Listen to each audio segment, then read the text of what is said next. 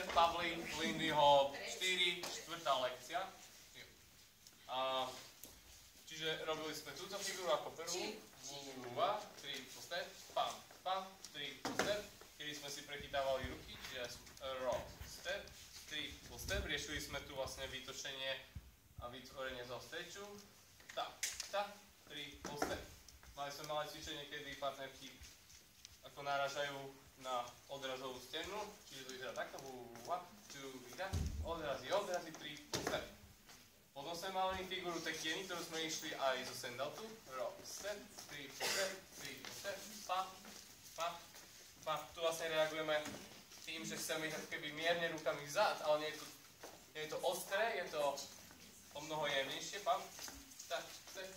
A tu môžeme ísť fakt crazy, ale stále si držať.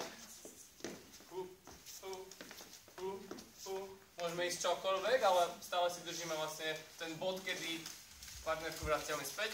V tomto sme si ukázali ešte 3 kroky do boku. Touch, step,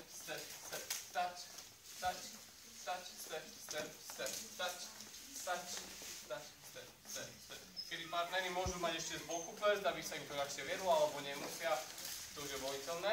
A potom, keď sme to spojili do komba, akože tú prvú a druhú figuru, tak to vyzeralo takto.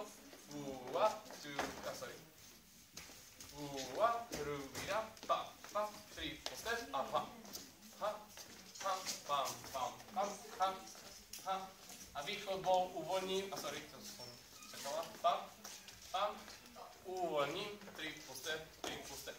A čo sa týka ešte kolovania, vlastne to sme nespomenuli, ale keď sa stane, že vlastne nestihnete prehodiť ruky, 3 step, môžete ostať aj chvíľu takto, stále môžem partnerku vrátiť späť a keď potrebujem si to prehodím